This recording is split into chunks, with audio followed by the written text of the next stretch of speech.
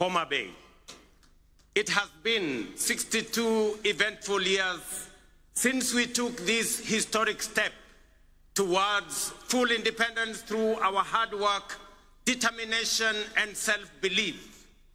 We have defied odds, surmounted challenges, triumphed over adversity, and emerged as a modern democratic state whose government and economy are energized by the restless ambition of confident citizens. Our forefathers knew, as we do, that we, the people, are the foundation, the pillars, and the engine of this nation, and that only we can do the work of building the Kenya we want. More critically, we understand keenly that this country is our home and we have no other. This is why wherever they go all over the world, Kenyans never forget their homeland and vigorously contribute to nation building. We are acutely aware that although we have given a decent account of ourselves since the first Madaraka day, we are quite far from where we ought to have reached.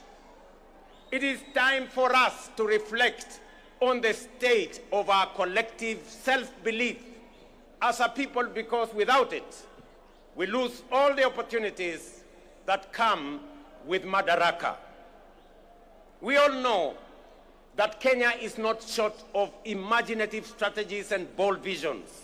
In fact, so good are some of our plans that other countries have successfully implemented them and achieved impressive progress.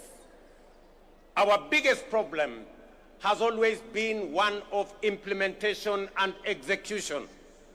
The faith to believe in our plans for change, the courage to execute, and the patience and focus to get it done.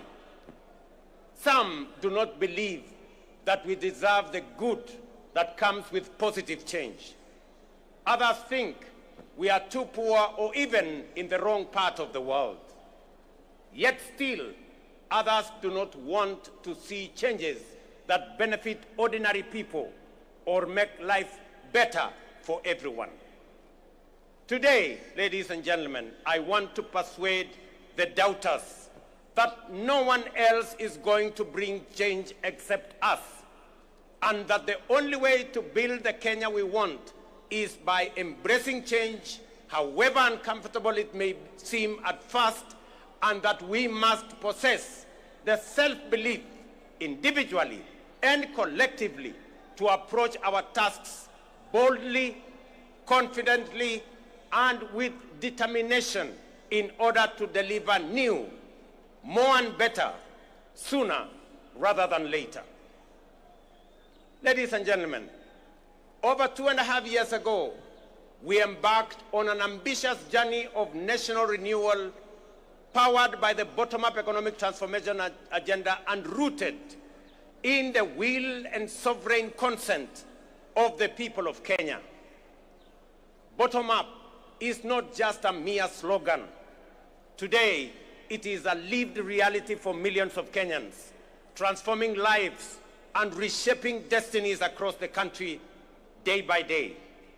This agenda is the expression of a deeper yearning among Kenyans to take control of their own fate and break free from a long history of hopelessness, dependence, and exclusion. This renewal of our commitment to deliver on the fundamental mandate of Madaraka is inspired by the enduring spirit of self-determination through which we vow to give ourselves not only what was denied us during colonialism, but also what every citizen and every human being deserves. That is liberty, dignity, security, and opportunity. Madaraka affirms our collective faith, shared across generations of Kenyan patriots, that through hard work, innovation, and resilience, our farmers, traders, young people, workers, and professionals will rise to the occasion. With the strength of our imagination and effort, we can and must transform this nation with the imagination of our own minds and the work of our own hands.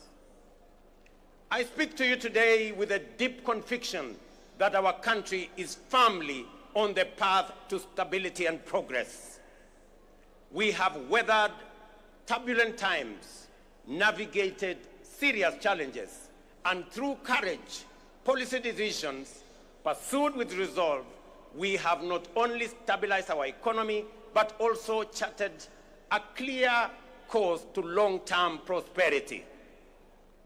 Since August 2022, Kenya has recorded an average annual growth of an average of 5%, outperforming the global average of 3.3% and the regional average of 3.8%.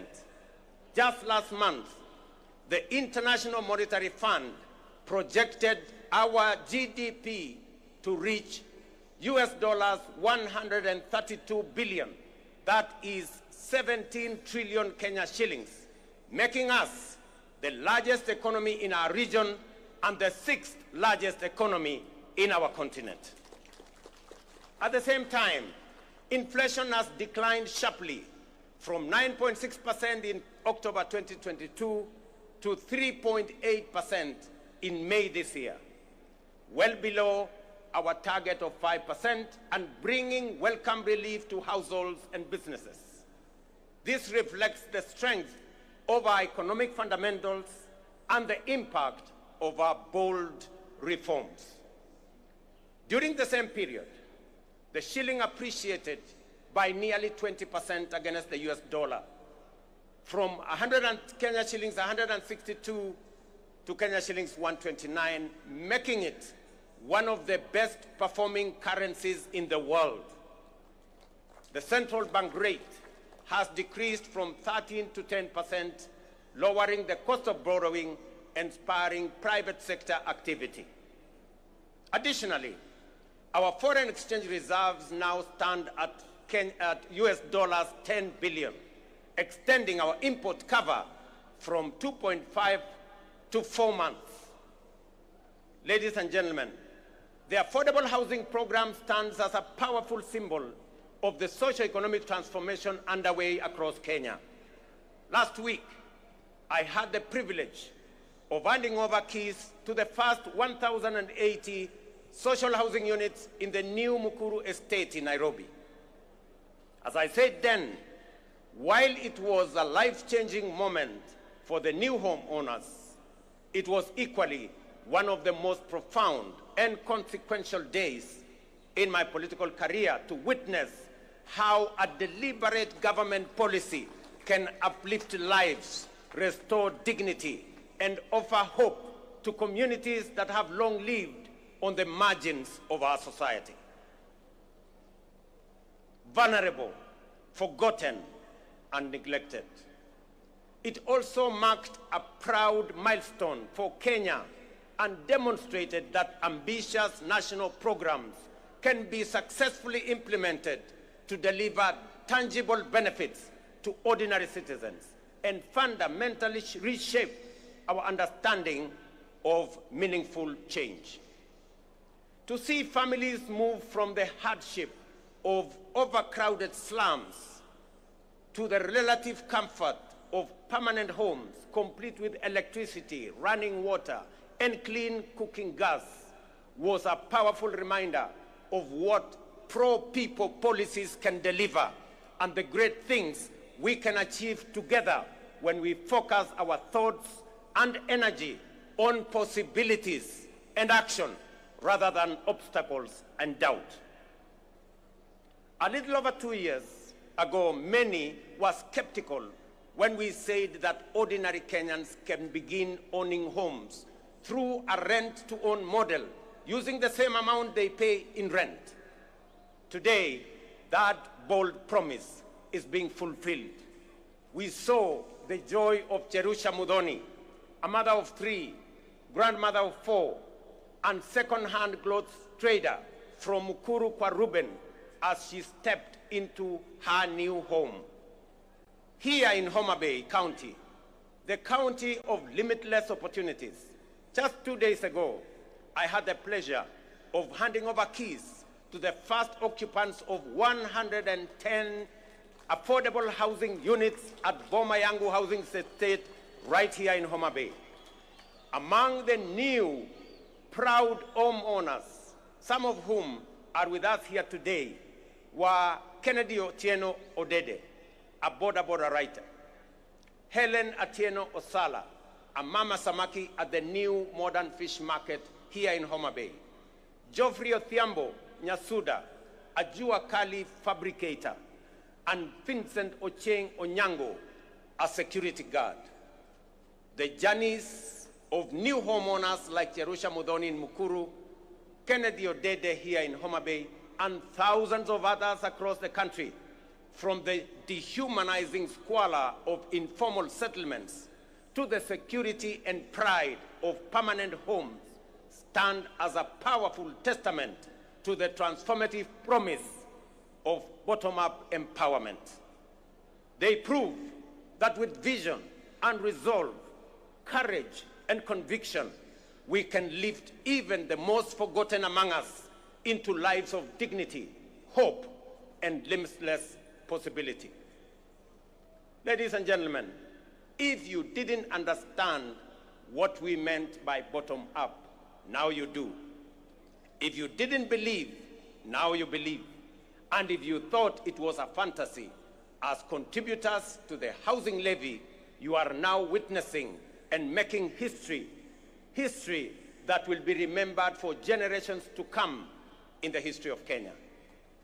We are firmly on course to delivering 150,000 housing units under the Affordable Housing Program, which have been under construction since September 2022, with 11,000 units already available for occupation. Very soon, I shall be handing over keys to new homeowners in Bahati in Nakuru, in Elbakon in Nakuru, in Mabera in Kuria West, in Mgwen in Nandi, in Milimani in Kakamega, and also in Vihiga counties, Nanyuki, and many others across the country. The bottom-up transformation is reaching every corner of Kenya, leaving no one behind. Beyond providing dignified shelter, this transformative program is driving job creation, having already generated over 250,000 jobs. It is nothing short of a nation-building revolution, uplifting lives, growing businesses, and redefining the future of work and urban living in Kenya. Fellow Kenyans, in recognition and appreciation of the sacrifice made by patriotic Kenyans through their contributions to the housing levy, I am pleased to announce today that we shall be proposing to Parliament a reform to the law that will allow any contributor to access an affordable home loan of up to 5 million shillings at a single-digit interest rate, applicable towards any housing unit in the market. This facility will also enable contributors to offset existing mortgages, offering greater flexibility in their housing journey and allowing many to significantly ease their home financing costs. These reforms will ensure that every shilling contributed to the housing levy works for the contributor, whether through access to affordable housing, home loans, or mortgage relief. Ladies and gentlemen, word is beginning to get out throughout the nation that SHA is working, by which citizens mean that the transition challenges and teething problems are now behind us, and universal health coverage is now serving Kenyans and leaving no one behind. Since the rollout of Taifa Care in October 2024, 23 million Kenyans have so far registered with the Social Health Authority, a resounding vote of confidence in our reformed healthcare model. we are now recording an average of 50,000 new registrations every day, a clear testament to the fact that Kenyans have embraced a system designed to guarantee access to quality, affordable, and dignified health care for all of us. In just 8 months, SHA has disbursed Kenya shillings 43 billion in claims to facilities, with 4.5 million Kenyans having received treatment fully covered by SHA since its inception. For the first time in Kenya's history, under SHA, citizens can access free emergency services in all facilities funded by the government through the Emergency Critical and Chronic Illness Fund. This groundbreaking reform is eliminating the burden of mandatory deposits demanded by hospitals, especially during emergencies. To sustain this momentum, the government has allocated sufficient resources to fully fund primary health care services. Every registered Kenyan can now access care in public and SHA-contracted facilities at no cost. Taifa Care is universal in both word and deed. These healthcare services deliver transformation goes beyond the magnitude of numbers or of new beneficiaries to real impact on citizens. SHA is settling payments promptly, ensuring that no Kenyan is turned away due to lack of funds.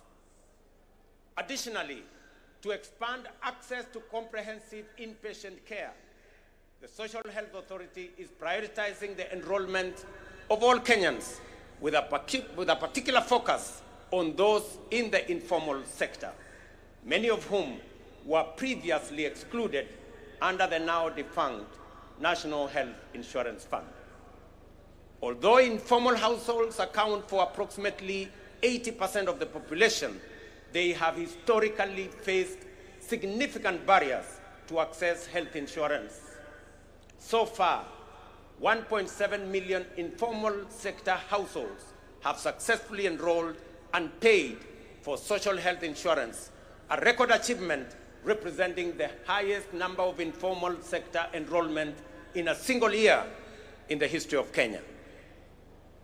To address persistent challenges such as irregular premiums and other contributions among informal sector workers, we are introducing an innovative and inclusive payment solution called Lipa SHA Pole Pole, or Lipa SHA Mos Mos. This initiative enables Kenyans to remit their annual SHA contributions through flexible, manageable installments, whether monthly, weekly, or even daily, based on their financial ability. It ensures families maintain continuous health coverage without financial strain, while simultaneously promoting the sustainability of the health insurance fund. Lipa SHA Pole Pole has been made possible through a strategic partnership between the Ministry of Health, the Ministry of Cooperatives and MSMEs, mobile network operators, and financial institutions through the Hustler Fund. The system is simple and accessible to citizens. Citizens can dial *147# and follow the prompts to enroll and begin their contributions immediately.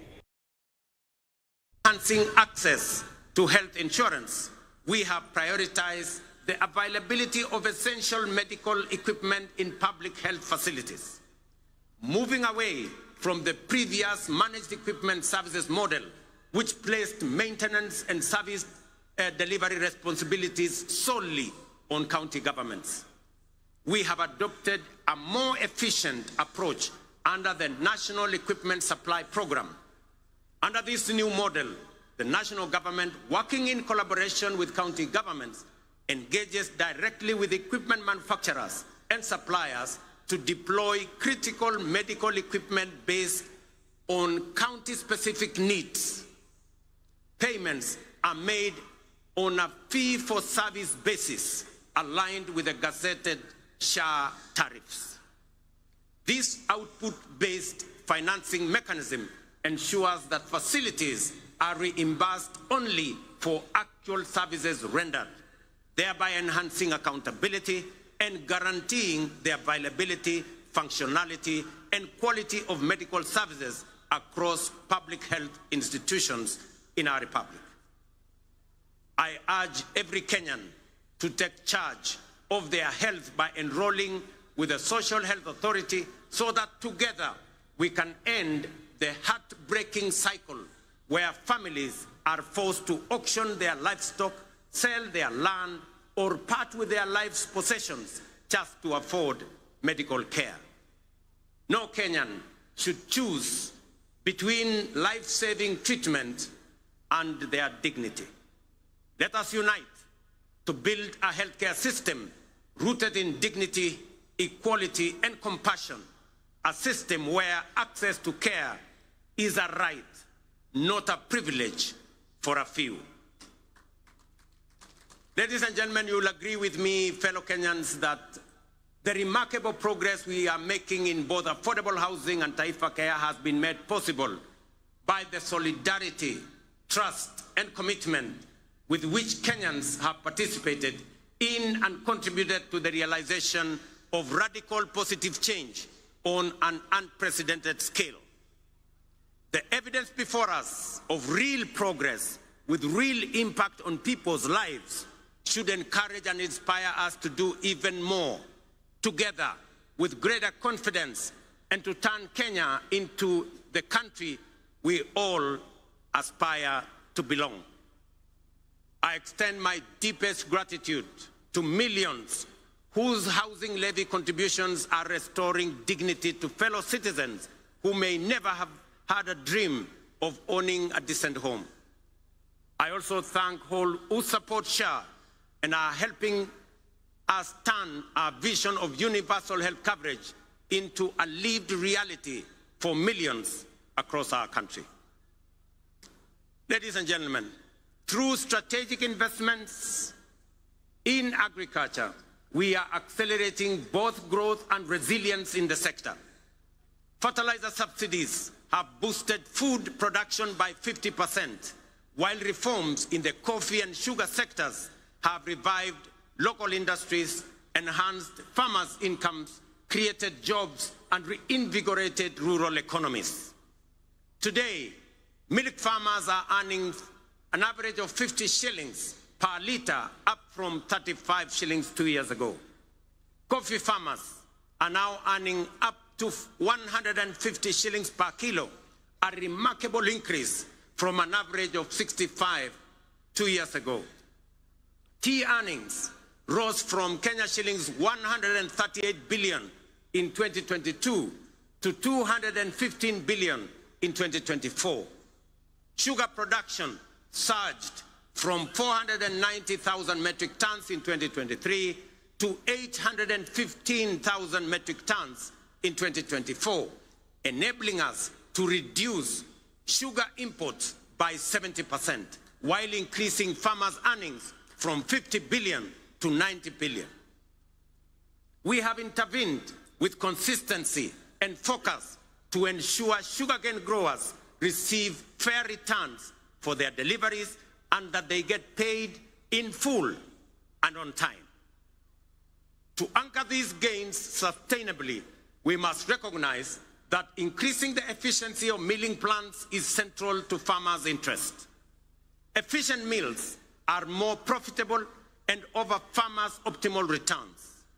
Conversely, outdated mills, some of which run on plants that are over 50 years old, recover only 1 ton of sugar from nearly 20 tons of cane, shortchanging our growers and robbing them of their sweat. In this connection, the recent competitive leasing of 4 state-owned factories, Nzoia, Chemelil, Sony, and Moroni, is another strategic step to inject efficiency, restore profitability, and safeguard farmers' livelihoods. Our goal is to modernize the mills, ensure prompt payment to farmers, workers' salaries and wages, and transform these once struggling factories into productive and sustainable enterprises. For years, these factories were a financial burden on the exchequer, surviving only on repeated taxpayer-funded bailouts while failing to pay farmers and workers. The government of Kenya has acknowledged its limitation in managing these mills. Let it be clearly understood that neither the factories nor their assets, including land, have been sold. They remain public property, leased under strict terms to private sector players to deliver shared value and revive the industry for the benefit of farmers, workers, communities, the sector, and the nation. As we dedicate our efforts to nation building, we are also preparing Kenya to thrive in an increasingly competitive, complex future. This requires equipping our learners with the knowledge, skills, and mindset necessary to seize opportunities and contribute meaningfully to national development. Guided by bold recommendations from the Presidential Working Party on Education Reform, we are undertaking the most transformational shift of our education system in over 6 decades. We have successfully transitioned to a competence-based education system, moving away from rote learning towards a dynamic, skills-based approach aligned with the 21st century needs and our socio-economic goals. Our next priority is to ensure every school has infrastructure and equipment needed to support both learners and teachers. To support this transition,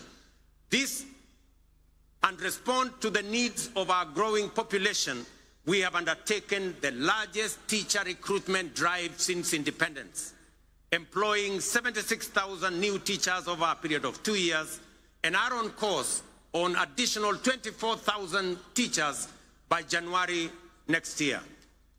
We also have built more than 23,000 additional classrooms, easing pressure on existing infrastructure and shielding teachers and learners from the burden of overcrowded classrooms.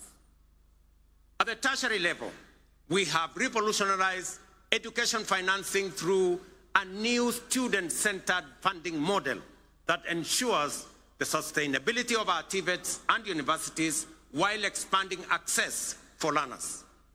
Today, students from poor families get up to 90% of government scholarships, with parents paying only a nominal fee. In recognition of the transformative power of technical and vocational education and training, in tackling pressing socioeconomic challenges such as youth unemployment, skills gaps, and poverty, the government is aggressively scaling up investment in technical training. TVET colleges enrollment is set to grow 4-fold from 500,000 last year to 2 million by the end of this year, equipping a new generation with skills and knowledge needed to drive Kenya's industrialization, innovation, and economic competitiveness. Ladies and gentlemen, to further empower ordinary Kenyans and small businesses with affordable credit, the Hustler Fund has supported over 25 million borrowers, disbursed 70 billion, and mobilized 4.5 billion in savings. It has also introduced a revolutionary credit rating system that is transforming access to finance for millions who were previously excluded from the formal financial system. The Hustler Fund credit rating system is designed to offer fair and transparent assessment of creditworthiness. It serves as an alternative form of soft collateral for individuals at the base of our economy, the historically excluded majority who lack access to formal financing guarantees such as payslips, title deeds, or other traditional forms of collateral. To date, over 4.5 million beneficiaries with strong credit scores have been qualified for increased loan limits.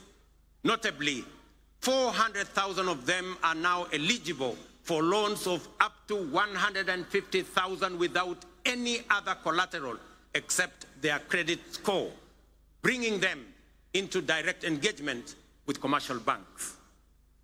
This effectively integrates them into the mainstream financial system, unlocking greater economic opportunities for them. As part of this financial empowerment program for those at the base of our economy, I am pleased to announce that in recognition of the immense potential of our young people, their critical role in the economy, and their capacity for creativity and innovation, the government of Kenya has partnered with the World Bank to roll out the 20 billion National Youth Opportunity Towards Advancement Project, commonly known as NYOTA. This initiative aims to empower over 800,000 young people aged between the ages of 18 and 29 years, and up to 35 years for those with disabilities, by enhancing their employability through skills, training, on-the-job experience, recognition of prior learning, and entrepreneurial development, and the promotion of a savings culture. The NYOTA project leverages the Hustler Fund platform and has already attracted over 1 million applicants for its business support component. This initiative targets at least 70 young people in every ward across Kenya, offering grant funding, business training, and market linkages. We have committed 5 billion Kenya shillings in grants to support 100,000 young people. Each will receive Kenya 50 shillings grant in seed capital to start their entrepreneurial journey by August this year. I am equally pleased to report to the nation that effective this week, we will commence the nationwide rollout of Climate Works, a bold and ambitious initiative aimed at engaging over 110,000 young people across the 47 counties in meaningful work that strengthens their nation's resilience, beginning with informal settlements. Launched last year in Nairobi, the program has recorded significant success and is now being expanded to the remaining 46 counties. Structured as a social protection program, Climate Works will engage youth to deliver vital public goods, including the construction of roads, the planting of trees, and the improvement of environmental sanitation within their localities. Through Climate Works, we are not just offering a paycheck for today. We are providing financial relief and a bridge to future opportunities, enabling young people to pursue their next steps, whether in launching a business, furthering their education, or stepping into long-term employment. So vijana wa Homa Bay, mujipange, kuanzia next week, ile ilikuwa inaitwa kazi mtaani, sasa itaanza Kenya mzima, na vijana 110,000 watapata nafasi ya kushiriki katika kazi hiyo. Ladies and gentlemen, the blue economy is a central pillar of the bottom-up economic transformation agenda with vast potential for job creation, food security, revenue generation, and rural development. Many nations have leveraged their marine resources for prosperity. It is time for Kenya to do the same. That is why this Madaraka, themed around the blue economy and maritime affairs, is being marked here in Homa Bay, the bay of endless opportunities. When we speak of unutilized opportunities and untapped potential in the blue economy, Homa Bay in many ways mirrors the promise of Kenya itself. Kenya has the capacity to become a maritime powerhouse. It is time to act, time to do something bold, ambitious, and transformative with this opportunity. Recognizing this opportunity, the government of Kenya is prioritizing the blue economy as a key frontier for national socio-economic transformation. We are making deliberate and strategic investments in sustainable fisheries across lakes, dams, and oceans. A flagship initiative is the Kabonyo Fisheries and Aquaculture Services and Training Center of Excellence in Nyando. Once operational, it will produce 7 million fingerlings quarterly to restock Lake Victoria and drive research, training, and innovation. The facility will house a Nile Perch Innovation Center, an Aquaculture Resource Center, and the Kenya Fishing School, positioning Kenya as a regional aquaculture leader. Similarly, the Sagana Aquaculture Center is being modernized to serve as a national breeding hub to warm water species like Nile tilapia and African catfish. These initiatives will boost aquaculture productivity, improve nutrition, and expand livelihoods, aligning with Kenya's Vision 2030 and the bottom-up economic transformation agenda to expand fish farming into arid and semi-arid regions. In Mount Kenya's highlands, the Kikanjo drought hatchery is being upgraded to resolve issues like fingerling shortages and high costs, ensuring trout farming remains viable in cooler regions. At the coast, the National Mariculture Research and Training Center in Shimoni, under the Kenya Marine and Fisheries Research Institute, is cultivating maritime species like milkfish, mud crabs, seaweed, oysters, and prawns. This initiative aims to create jobs and improve livelihoods for about 200,000 people across 5 coastal counties. The development of Liwatoni and Shimoni fishing ports will further expand deep-sea fishing capacity to 24 vessels, fully unlocking our maritime potential. We have completed 7 modern fish landing sites on the Indian coast and 3 on the shores of Lake Victoria. Additionally, 5 more landing sites are under construction in the coastal counties of Kwale, Mombasa, Kilifi, Tana River, and Lamu at the cost of Kenya shillings 1 billion. Due for completion by September this year. 9 new landing sites are also planned around Lake Victoria, in Kisumu, Busia, Siaya, Migori, and Homa Bay, with a budget of Kenya shillings 1.5 billion. To strengthen the fisheries value chain, we are also building modern fish markets with cold storage and hygiene facilities. In the coast, markets are being constructed in Likoni, Malindi, and Kibuyuni. In Turkana, we are developing markets in Kalokol and Lowerangak, alongside fully equipped landing sites in Kalokol and Loyangalani. Collectively, these investments aim to cut post-harvest fish losses, currently estimated at between 30% and 40%, and create new economic opportunities for women and young people. The blue economy currently contributes 36 billion to our economy, which is only 0.6% of our GDP, but has the potential to contribute Kenya shillings 400 billion through both capture and culture fisheries. To meet this rising demand and ease pressure on wild stocks, we are promoting cage farming in Lake Victoria. As of 2024, over 4,000 cages have been established in Kisumu, Siaya, Homa Bay, Migori, and Busia, producing 12,000 metric tons annually, mostly of Nile tilapia. Ladies and gentlemen, over the past 2.5 years, we have constructed 1,800 kilometers of new tarmac roads and maintained over 134,000 kilometers, surpassing our targets, unlocking markets, empowering rural communities, and supporting key sectors such as agriculture and housing. Discussions have been concluded on the extension of the standard gauge railway from Naivasha to Kisumu and onward to Malaba. Additionally, by July this year, construction will commence on the dual carriageway from Rironi to Mau Summit, eventually extending through Eldoret to Malaba.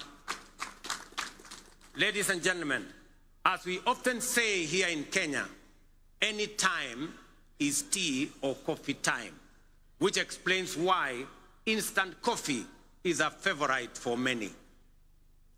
Yet we must all agree that while instant coffee is good, there are no instant solutions to the enduring and demanding tasks of nation building.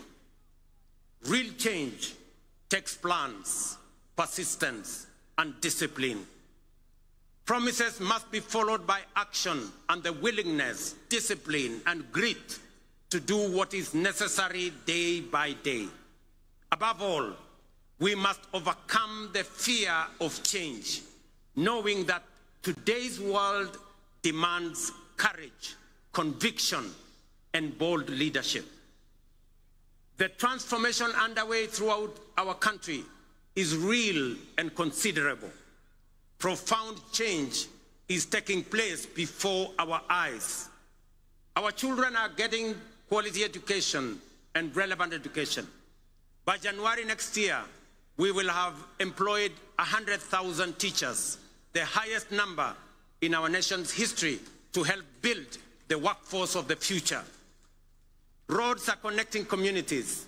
Electricity is reaching every village. Dignified homes are rising across counties. Farmers are feeding the nation. Millions now access quality health care without barriers. Border riders are getting affordable credit, and Mama Mboga are thriving in modern markets nationwide. This is bottom-up economic transformation in action. No longer a distant dream, but a lived reality for millions of hard-working Kenyans whose dreams are now within reach. We must sustain this momentum to make up for lost time and create opportunities for millions still yearning for a chance. We must remain steadfast in our belief in Kenya's potential and in our ability to realize our dreams. Let us never become a nation that stopped believing, nor a people who only dreamed but were too afraid to act. Let us move forward with the same spirit, honoring the vision of our founding fathers. Their dream was not just self-rule, but a nation where every Kenyan from every corner can dream freely, strive equally, and achieve their potential. Today, we renew that promise to leave no one behind and build a Kenya where hope and opportunity are a right for all. Jameni, munikubalie nimalizie hapo nikiwaambia ndugu zangu wa Homa Bay, asanteni sana kwa kutukaribisha Homa Bay. Tunawaheshimu, tunawapenda, na mimi nataka niwahakikishie safari hii tutatembea kwa pamoja. Nataka nimshukuru ndugu yangu mkubwa Mheshimiwa Raila Odinga aka Baba kwa kuunganisha pamoja na mimi taifa letu la Kenya. Tuondoe siasa ya chuki na ukabila na mambo ya kisirani. Tuwaweke watu wa Kenya pamoja kwa sababu umoja ni nguvu. Ndio muimbaji mmoja hapa akatuambia, one waonge wasiwasi, one waonge watch, one wachodho mana teach. Alisema hakusema? Nirudie. One waonge wasiwasi, one waonge watch, one wachodho mana teach. Kwa Mheshimiwa Kindiki na Mheshimiwa Raila pengine hamuelewi hiyo lugha, inamaanisha hatuna wasiwasi, hatuna midomo mingi, tunachapa kazi. Ile kazi bila break ndio tunachapa. Ni kweli ama si kweli watu wa Homa Bay? Tuendelee ama tuendelee? Mimi nasema asante sana. I thank you all. God bless you. God bless our great country Kenya. Thank you very much. Asanteni kwa heshima. Naomba sote tusimame kwa wimbo wa taifa na wimbo wa Jumuiya ya Afrika Mashariki. Waliovalia vyepeo visio rasmi tuweze kuzivua tafadhali. ametufikisha, ametuwezesha.